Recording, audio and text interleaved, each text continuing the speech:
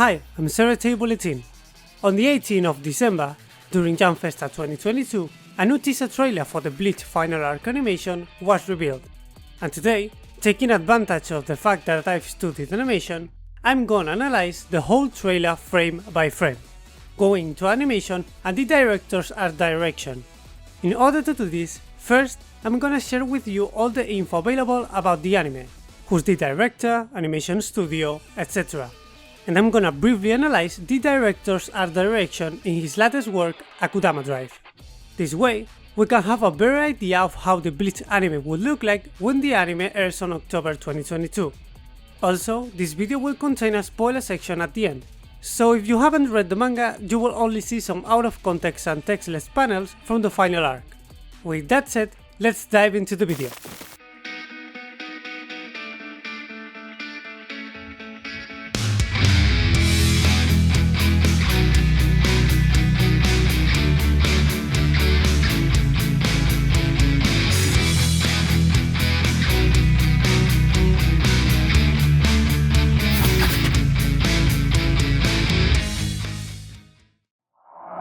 Alright, first we're gonna see who will be part of the staff in charge of the Bleach anime. The animation studio is Pierrot, and the project's director is Tomohisa Taguchi, who you probably know for directing shows like Twin Star Exorcist, Digimon Adventure Last Evolution Kizuna, Persona 4 The Golden, and recently Akudama Drive. The character designer is Masashi Kudo, who already worked as one on the classic Bleach anime, and someone who also resumes his role is Shiro Sakisu, who composed the outstanding OST of the Bleach anime.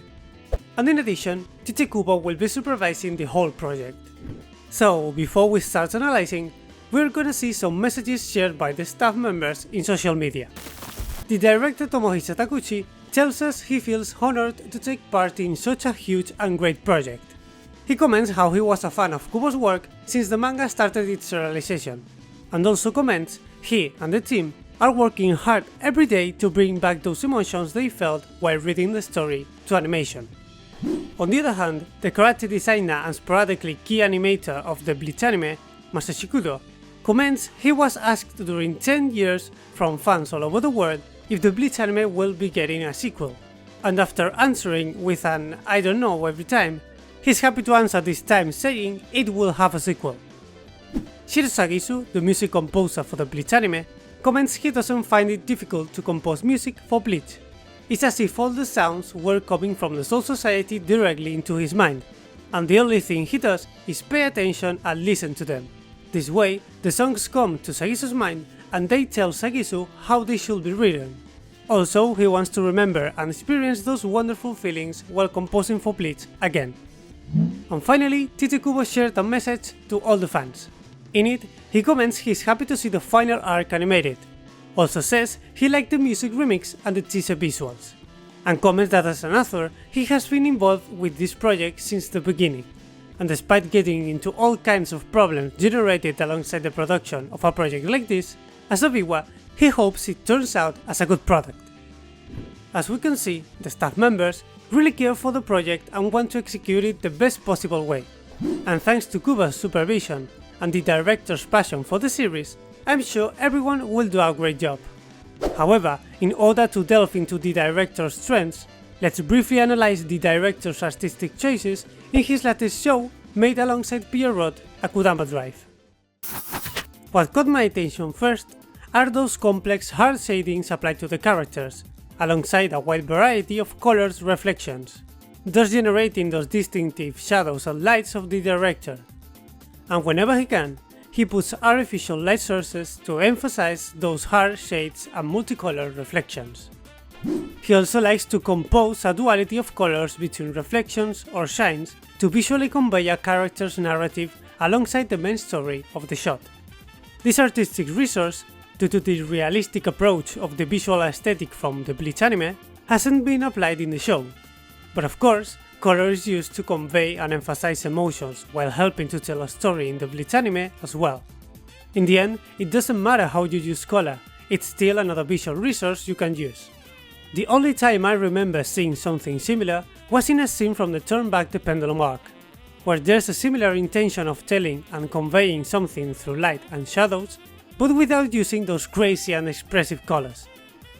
In this scene, we can see how the moonlight's light highlights half of Aizen and Gin's faces, while the other half remains in the dark, thus conveying through visuals alone their double intentions, cause both aren't being transparent with their intentions, and both try to show their false and most visible face represented visually with their half-lighted faces to each other, in order to hide their real intentions and try to accomplish their goals.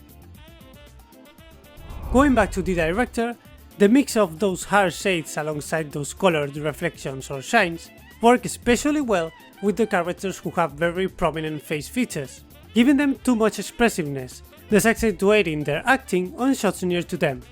But in more open shots, this type of approach could be tedious to animate, and sometimes reducing those shades or going with plain colors which fit into the atmosphere of the shot could be less stressful to do while accomplishing visually stunning shots, like this scene from episode 318 from the Bleach anime. But some manga panels from Bleach like this could greatly benefit from this director approach of light, shades and color, as we will see later on the TCPB. Another strong point is its special effects. They tend to have a fairly realistic approach, but they blend perfectly with the show's aesthetic. However, the director knows when to use hand-drawn effects, which are often enhanced with the inclusion of particles or animated textures put over those hand-drawn effects in post-production, creating visually complex and pleasant effects to look at on screen. Another of his virtues as a director are his choreographies, which overall kept a good quality consistency throughout the show, but sometimes the movements feel a bit rigid. I mean, the breakdowns or poses which define how it's gonna move something between two key poses that describe an action seem uninteresting sometimes, thus provoking on showy movements which doesn't add anything to a character's acting. But this has more to do with the animators rather than the director, because the director, when making the storyboards, creates the scenes and establishes their shots in a way that the scene clearly expresses what he wants to tell. But I commented on the breakdowns because at the end, the director supervises the whole project. However, when the choreographies made by the director are well executed, every shot of the scene expresses what the scene wants to tell and convey perfectly. And on top of that, the action looks amazing. Finally, I wanna comment on censorship. In Akudama Drive, the director doesn't have any shame in showing explicit scenes. So in that regard, we can be sure all the gore and explicit scenes won't be censored. Now, before we get into the TYBW, I would like to quickly comment over the key visual. This is the key visual made by Tsuyoshi Kusano. Using an orange background combined with Ichigo's eyes, alongside his black and white silhouette works nicely. But even though I like the grey used in the logo, I think they put themselves into a corner, cause that grey doesn't quite do its job of clearly showing the logo and the broadcast date, which is kinda important in a key visual. But grey was the only thing they could go with without adding a color border to the letters really, because the black, white and orange are out of the equation, and any other color apart from grey will feel out of place here. Finally, Ichigo's pose feels to me a bit stiff. I prefer the manga counterpart, it feels more organic to me, but I understand why they changed it a bit, because the silhouette of Ichigo on the key visual better communicates what he's doing. And that's quite important in animation, because it's way easier to communicate to the viewer what a character is doing if the silhouette alone can give you a clear idea of what the character is doing. Now let's analyze the TYBW in depth. But before we start, this teaser has been directed by a Twitter user known as Toishimasa, and it's a pre-animated PB. That means all the shots were specifically animated for this PB, in order to give an idea of how the show will look like to the viewer. So the anime isn't gonna necessarily look exactly like we saw in this teaser. With that said, let's analyze this teaser PB. The teaser begins with a nice white stroke, which invites us to see an animated background composed of black and dark grey tones. Meantime, white drops appear sporadically to smoothly introduce a second white stroke, the latter right in Bleach on the middle of the screen, thus giving a name and a new meaning to the black background, allowing the viewer to associate every visual stimulus appearing on screen to the Bleach universe. this way preparing the perception of the viewer to react and quickly understand every visual reference or symbolism shown on screen. At the end of the video, in the spoiler section, I'm gonna go more in depth about this first shot of the PV, but for now, let's continue. Right after, the music repeats its main melody while incorporating a new high-pitched guitar. There's adding intensity and build-up, while some red strokes tie with blood the Bleach logo, establishing the violence tone of the final arc to the viewer. From there, we move to an elegant transition, composed of already established elements and shapes, and I want to specifically highlight this frame, which shows the word Bleach painted on black strokes, because it looks especially good to be a transition frame. Then this transition serves to give entrance to the first shot of Karakura Town. Here we can see a beautiful and detailed background, accompanied by a dark palette of colors, communicating the already established dark tone of this arc. The shot composition helps the upwards pan or upwards camera movement to situate the viewer's vision on screen, because thanks to this upwards pan, our eyes go straight to the middle cables of the screen. Then we go smoothly to the next interest point, the electric pole, while the camera continues to go up. From there, as the camera keeps going up, those vertical cables coming off the electric pole guide us to the final point of interest, the waning moon. In summary, a precious and well executed shot. From there, we move on to the next shot, starting from where the moon left our eyes. Here we find a tall building, which guides us all the way down, thus observing this beautiful background. Then, we move through the center of the screen because the electric poles delimit our area of vision until we go all the way to the left of the screen. Here we found this stunning and detailed roof, and from there we go up to see the remaining background. All of this visual guidance of the shot works smoothly with a slow zoom in, which invites us to see every detail of the shot. The background conveys a great sense of depth, thanks to that blurry effect added behind the main roof, which also serves to merge and remove interest in those colored lights, so we don't distract ourselves with anything while we take a look at the shot the way the director intended. Next, we see some beautiful sparkles which are telling us something unusual is happening. From there we cut to Ichigo's foot, visually implying Ichigo has something to do with that unusual situation that we have been alerted to before. The shot starts with a zoom in of the floor, which serves to emphasize Ichigo's foot entrance on screen later on. The floor seems to be a 3D plane with a texture applied to it, cause this texture seems a bit blurry, but I could be wrong. I'm not 100% sure how they made this floor. Whatever the case, the floor looks nice. Next, Ichigo's foot enters the screen, and it looks gorgeous with those blue reflections alongside the realistic approach of his sock, which gets reinforced by the great sense of volume coming from the sandal and those black shapes of his ankle, in addition to a nice integrated shadow with the ground when Ichigo's going to rest his foot on the ground. And his Shihakusho also looks so good. Next we move to an Ichigo shot while he moves from right to left of the screen. The body mechanics work perfectly fine, meaning Ichigo walks the way a human does, cause we can sense how Ichigo supports his weight onto his leg, thus taking momentum to do the next footstep. Again, Ichigo looks stunning with those cold and warm reflections alongside those harsh shadows coming from the director Taguchi Tomohisa's visual approach. The only weird thing I see is Ichigo's hand, because it seems like he isn't applying any force whatsoever to take his gigantic sword.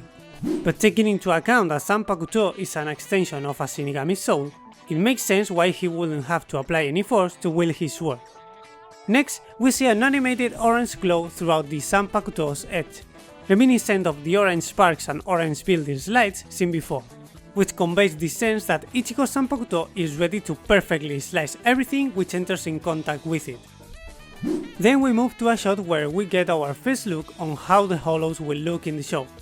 We can see how the cleanup, or the final line shown on screen, tries to replicate those characteristic lines from Chichikubo, which serves to better intuit a body or object's volumes. The bright light coming from below, which hits directly over the hollows' mouths, helps to create a better sense of training coming from the hollows. Also helps to get our eyes fixed on those mouths of the hollows, thanks to the contrast generated from this light, by brightening the area where those hollow mouths are placed, and thus catching our attention. In cinema, purple is often used to express mysticism, eroticism, or ethereal things which don't seem to come from our world, and those purple reflections placed on the back of the hollows helps to better express to the viewer this idea of them being creatures which don't belong to the human world anymore. Next, the shot blurs those hollows while the camera moves to the right, this way accompanying and giving more force to the scream of the focused hollow. And all of that accompanied by a hand-drawn saliva effect, which helps to convey more power and impact to the hollow screen. We continue with a chat shot, where we can see how chat is placed facing the opposite way the hollows were facing, visually emphasizing their confrontation. I also like how they use that bright light on Chat's arm, which helps to guide our eyes over the screen, keeping our attention on his fist and quickly seeing Chat's face when enters on screen near his fist, then going back to his fist and placing our eyes to start looking correctly at the next shot. Animation wise, it has good timing. The arm starts moving fast to get your attention, and then slows to create tension before Chat goes all in on the hollows with his powers, or in this case, to give more visual impact to the entrance of the next shot. We can also see a bit of lip sync animation, but I don't have any special thoughts about it. Next we see Orihime, and she seems to be using her Santenkeshon due to the orange light of the scene and her yellow-orangish reflection on her eyes. I don't have much to comment about this shot. We can see some solid drawings of Orihime's face, which don't go out of her appearance. Animation wise, it's a good shot. Orihime starts talking loudly, as the lip sync implies, and she moves near the camera again to anticipate and give more power and impact to her final scream. The overlapping of her hair is drawn on the same overall drawing. I mean, they animated her hair and her body at the same time on the same drawing. They didn't animate her separately here, something usual to do in animation, which serves to evade the complexity of animating various elements at the same time. But they probably did it like that because the shot lasts less than 2 seconds. And because they can save time if you can animate everything at once without any difficulty. The animation is for the most part on twos, meaning every drawing stays on screen during 2 frames, which normally translates into a polished and enough fluid animation. But well, it depends on how the drawings are done, the spacing between those drawings on screen and their timing, the latter meaning at how much speed occurs every movement on screen, to keep it simple. Then we move to Uryu talking in mid-air while he's about to shoot an arrow. On this shot we can see those beautiful and complex special effects from the director. I like this new visual appearance of Reishi. I think the fact of including small particles expresses more clearly the idea of what Uryu is collecting as spiritual particles. To me, it's an improvement of how Reishi used to be visually represented in the original anime. We can also see those shiny shapes of his hair which try to replicate Kubo's hair shines found in the manga. Animation wise, I like both hair and cloth looping animations made on once. They both convey a great sense of extreme movement speed. Next, as the music stops only leaving the vocals, we see a beautiful shot of Ichigo's eyes. Again, on this shot, we can see the emphasis put by the staff members to translate Kubo's art to animation, with those defiant lines on his frown and those textured lines on his eyebrows. His hair also gets this treatment, especially on the ends of the hair. Next, Ichigo opens his eyes, and wow, they look stunning. It can be seen how the staff take their time to evade similar sized lines to try their best to replicate Kubo's strokes. They even include some lines on his low eyelashes to give them a better sense of volume. Suddenly a black stain appears from the left, thus covering half of Ichigo's face. That's probably a reference to Ichigo's hollow powers and his mask. Then the black stroke continues its path, showing us Chichikubo's name alongside an elegant typography, which is identical to the one used on the covers of the manga volumes. And now, finally, we have the first animated shot of Yhwach. And wow, it's just a small smile, but it skyrockets my hype to see this man doing his thing fully animated. The shot is beautiful. The blue color palette alongside the projected light from the bottom creates a shot which perfectly conveys the cold and calculating personality of Yhwach. And the smile timing alongside the subtle zoom in perfectly convey Yhwach's absolute confidence in itself. We can also see those black shapes on Yhwach's face to represent shadows, which are a visually recurrent resource on Kubo's work, and again reminding us how the staff wants to do everything on their side to replicate Kubo's art on animation.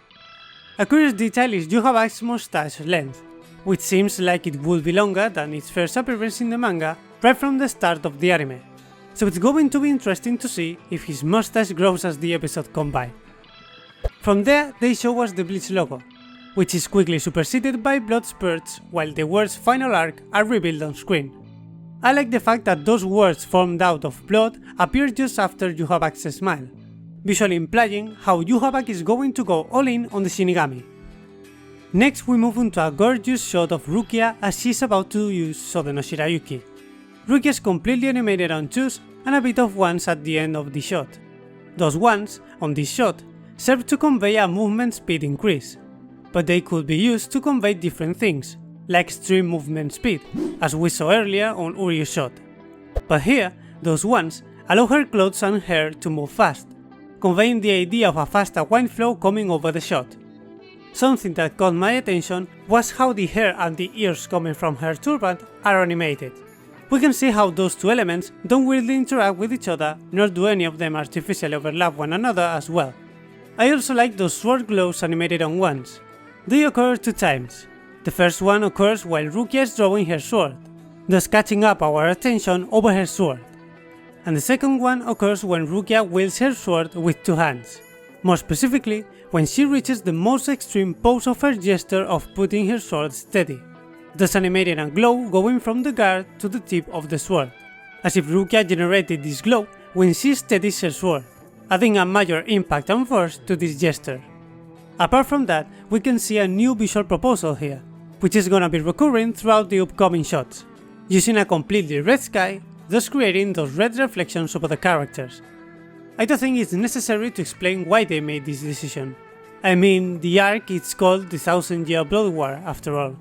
Also, this aesthetic comes alongside those beautiful blue high detail backgrounds, conveying this way, with this color duality, the rawness and cold blood of war alongside the violence that comes with it.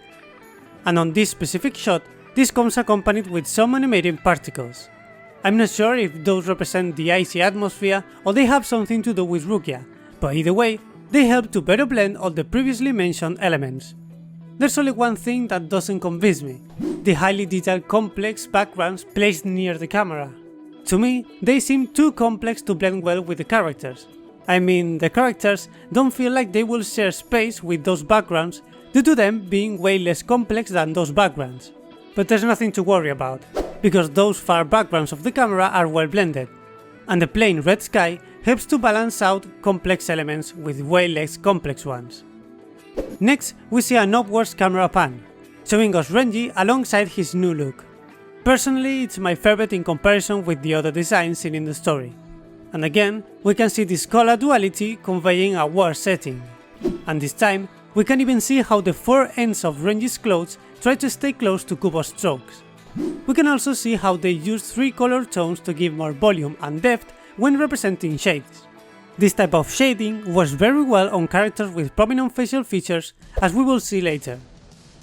Next is Urahara, and again, details like those volume lines on his low eyelids or the changing size of the cleanup make a good job of replicating drawings from the manga. However, here we can see some changes made on the color palette and the backgrounds. If you read the manga, you can probably tell why they made those changes, but until later in the video, in the spoiler section, I'm not gonna comment anything about those changes.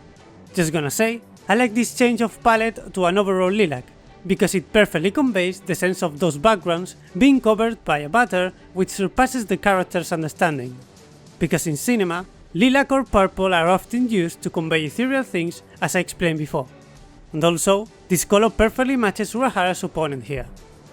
Next shot is an upwards pan showing us Yoriichi alongside her new outfit. This shot is well executed, nothing else. Yoriichi is in a place where the director can't use his artistic resource correctly, because she's in a partially locked place, thus making it harder to tell a visual narrative with colors, due to the light absence and the impossibility of adding artificial light sources organically, and thus creating those interesting shadows and reflections. Normally, if the director has a clear idea of how a project is gonna look like, locations alongside situations can be accommodated in order to add those colors which better convey the shot's narrative. However, this time, the director has to work alongside the visual exposition of scenes throughout manga panels. And also, the Bleach manga already has an established aesthetic for certain places, so it's going to be interesting to see how the director adapts his style on already visually defined places, like Soul Society or Hueco Mundo. We quickly move into a Byakuya shot while he's using Senbon Sakura. Character-wise, I don't have anything new to say, Byakuya just looks fantastic. But in this shot, as we have seen with Uryu, we can see our new visual interpretation of Senbon Sakura. All petals are animated on once, and I like the aesthetic proposal, but we will have to see how those petals look when they group up to move in a large mass of petals, because if every petal has its own light and shadow pattern, it may be difficult to blend those petals with the characters in a convincing and believable way. But after seeing the director's work on Akudama Drive, I don't have any doubts he's going to know how to blend those complex petals with the characters and backgrounds. Next is Toshiro, and I think this shot and the next one are the ones I like the least.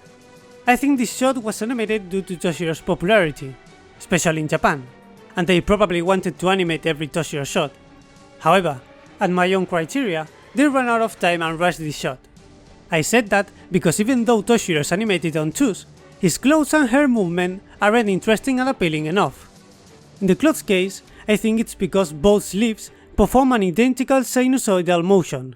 I mean, when a sleeve shrinks, both shrink, and when a sleeve expands, both expand at the same time, creating an unrealistic and boring movement.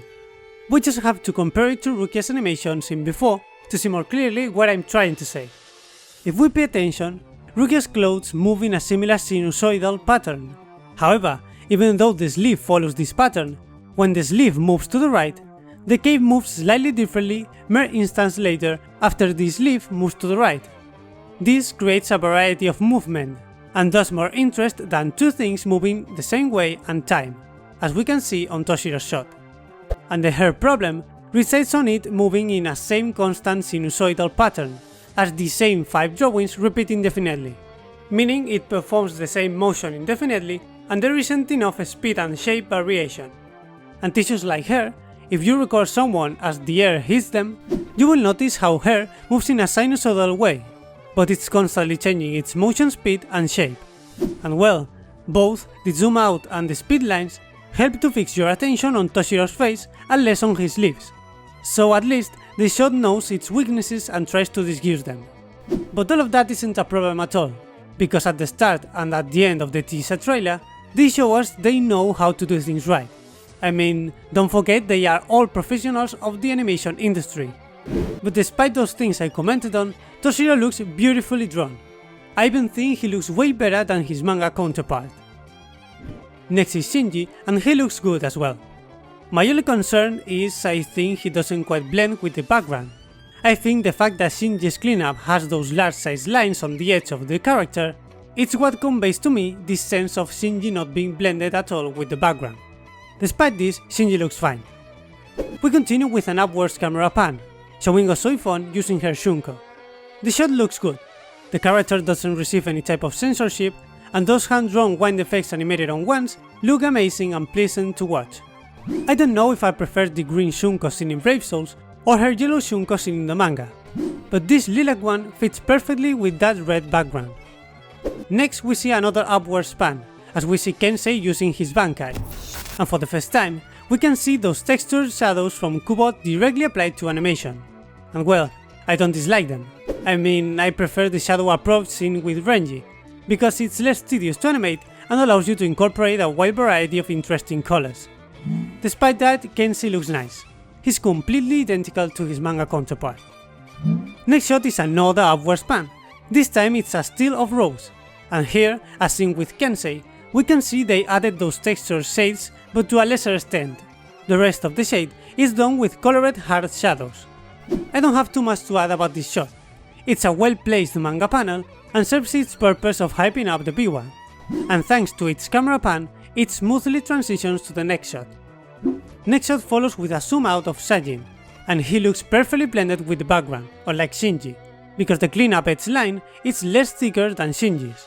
But despite Sajin looking great, his lip sync seems a bit rushed, cause there's 3 drawings to open his mouth and the same 3 inverted ones with a slightly faster timing to close it. But remember, we're seeing a teaser PV, so there's nothing to worry about. Next we see a nice transition with the words TV animation series. and just as we end up reading the word series, the next shot comes up. And instead of seeing the word series, now we see Ukitake's eyes. That alongside the camera pan to the right, our eyes stay well placed to see the screen from right to left, thus creating a great and well guided transition for the viewer. In regards to Ukitake, I'm impressed by the amount of lines used to define Ukitake's hair, specifically on the ends of his hair, which look pretty similar to those hair ends seen in the manga. And again, we see this recurrent color duality composed of red and blue. I also like how they used a black rain. It fits perfectly with this scene of Ukitake. In the spoiler section, I will comment one more detail about this black rain.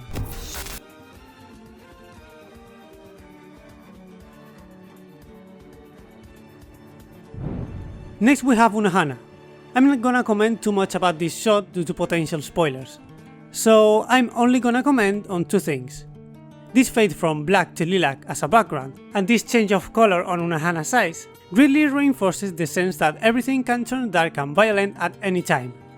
Also in this shot, they decide to evade using textured shadows, and the result of those dark color shapes alongside that blue reflection and my own criteria works nicely together. Next, we have an absolute stunning shot of Kenpachi, probably the most similar shot to its manga counterpart, if not identical, and without a doubt, Kenpachi is the most benefited from those red and blue reflections, because they endow him with a calm but menacing presence. On the next shot, we can see Mayuri while the camera subtly pans from right to left, and again, we can see this black sky alongside those buildings covered by a lilac matter, and as well as Urahara's shot, this color palette made of lilac tones helps to convey the sense of seeing something out of our comprehension. Mayuri looks red in this shot, but I think the manga does a better job of conveying his emotions through his facial expression. We move on to Toshiro's second shot of this PP. This time it's better executed than the first one. His hair is animated on threes, but works perfectly alongside this calm icy wind and the slow upward span. Also, this eyes covering Toshiro looks way less complex than the one seen on Rukia's shot, but works and blends perfectly with the character. And it also looks great, thanks to those lilac tones and that texture made of white dots which convey multiple glitters. Next, the camera pans upwards, showing us Shunsui. He looks fantastic, and again, we can see those lilac reflections, but this time there's more of them. And they also decide to evade those textured shadows from Kubo, and went with the same approach as Renji and Unohana's shot. They probably went with this approach due to Shunsui, because he already needs to be texturized on his chest to represent his chest hair, and add to that his lip sync, which due to his beard, it's pretty tedious to animate, because the in-betweeners have the tedious work of drawing again and again every line of Shunsui's beard consistently, while they procure to evade popping lines which could distract the viewer.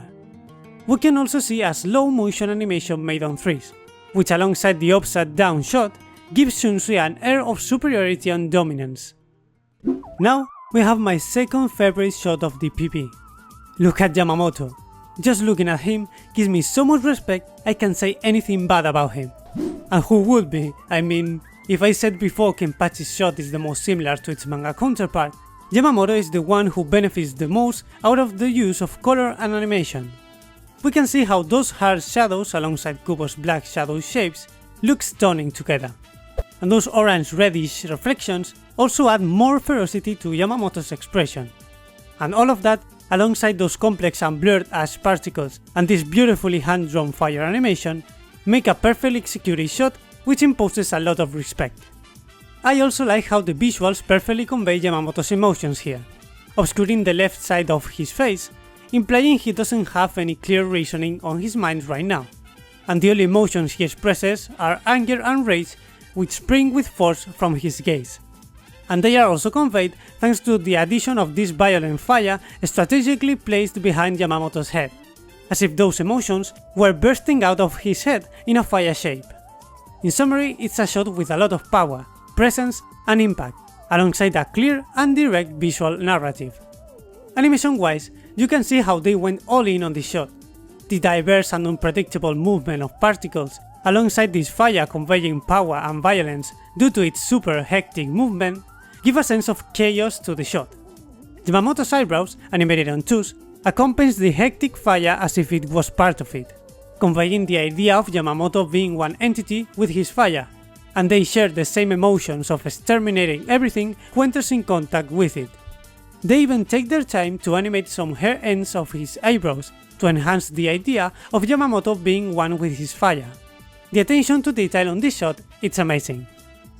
Next, we move on to a close-up of Ichigo's face, and it's accompanied by some beautiful hand-drawn special effects shapes, filled in with gorgeous animated effects probably made on After Effects and added in on post-production.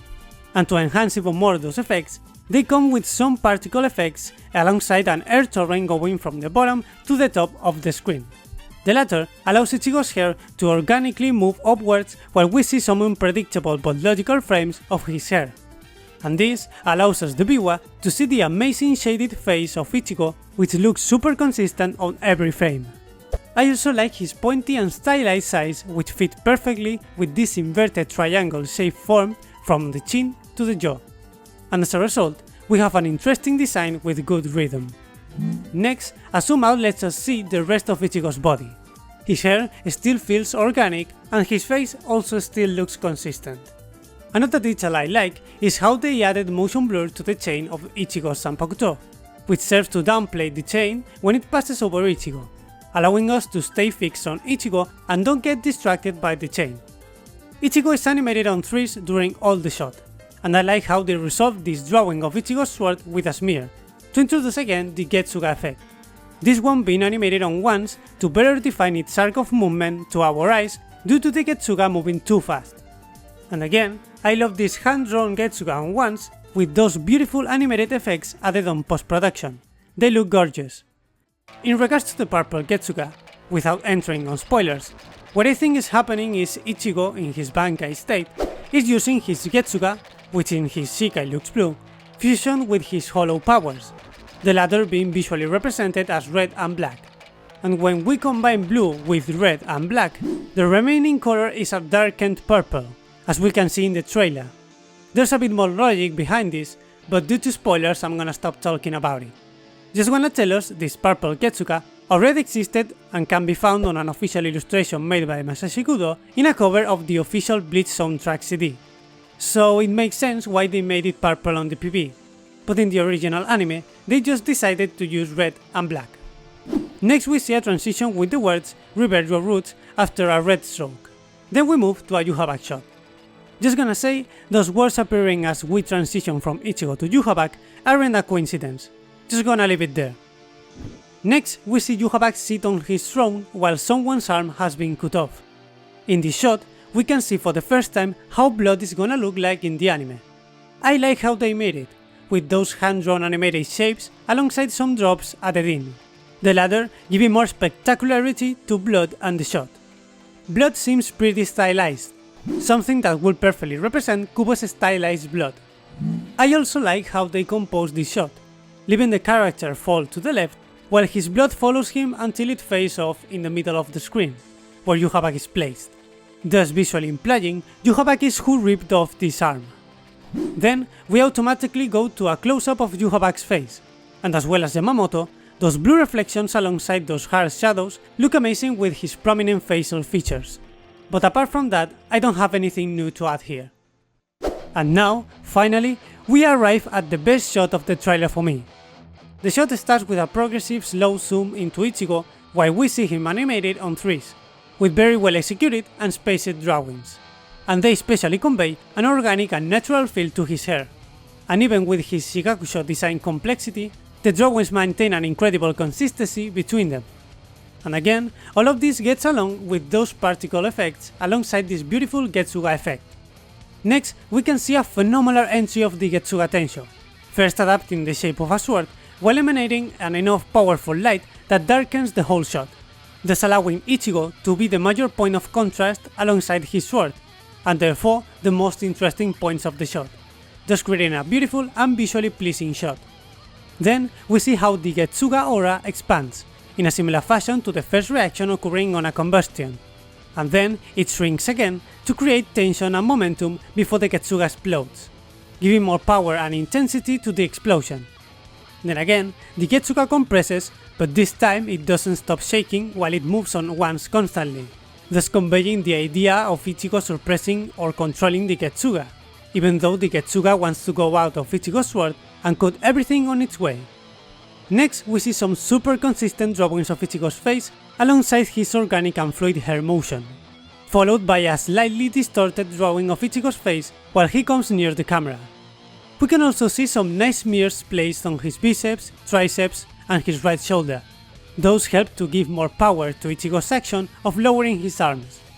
And here we can see a powerful and completely distorted drawing of Ichigo.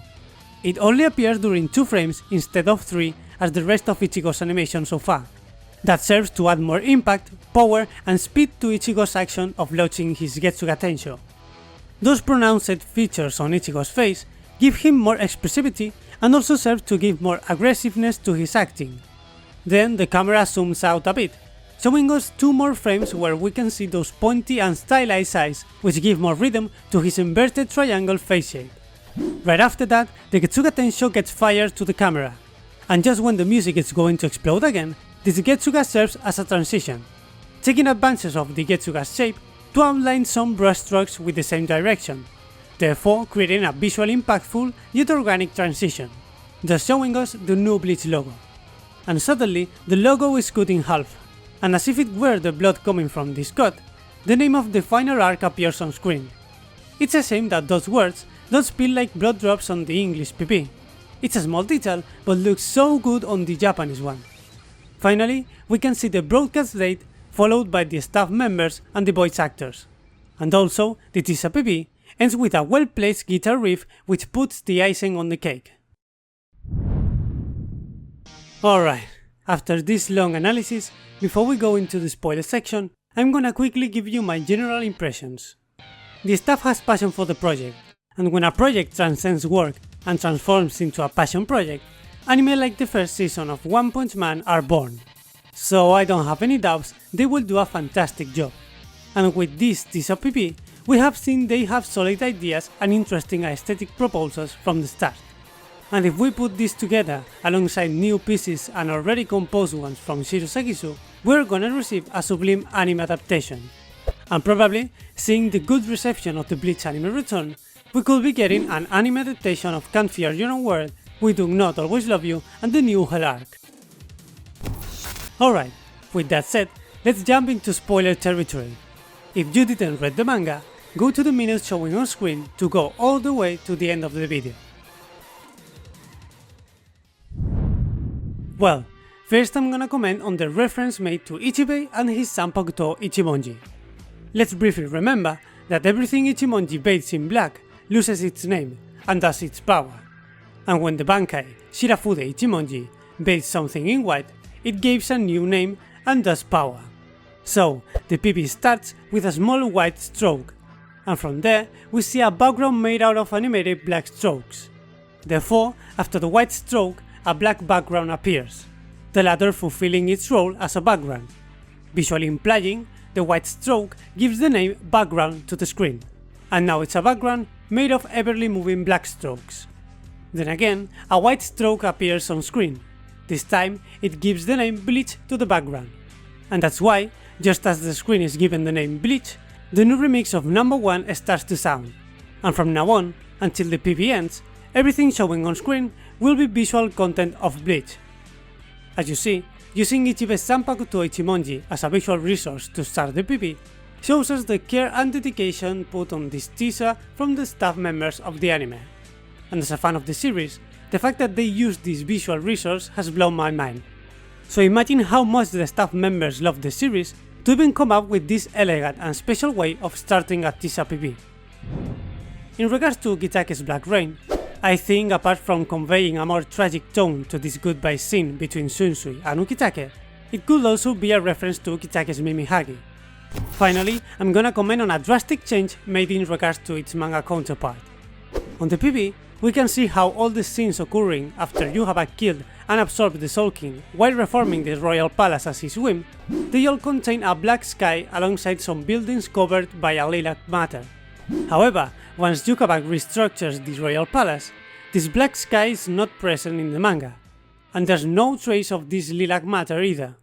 But if we go some chapters back, just before Yhwach starts to absorb the soaking, we can see Yhwach firing a torrent of power which covers all the Soul Society, thus locking every Shinigami inside the protector dome of Soul Society, therefore converting this dome to all locked Shinigami's eyes into a black sky like the one seen in the TYBW. So we can assume the fact of changing the sky to a black one, it's a way to better visually represent the idea of Yhwach reforming the Royal Palace as his whim, and thus indicating it's his territory. The same goes for the buildings covered in this lilac matter, which visually represent the idea that those buildings were manipulated and restructured by Yhwach's powers. Cause in the Brave Souls promotional video for round 4 of manga characters, Yhwach's power is shown as this lilac color, and in cinema, as I explained before, lilac or purple are often used to convey ethereal things. So this lilac color fits perfectly Yhwach's powers and all the Shu-Stoffel powers battling against the Shinigami at that time of the story.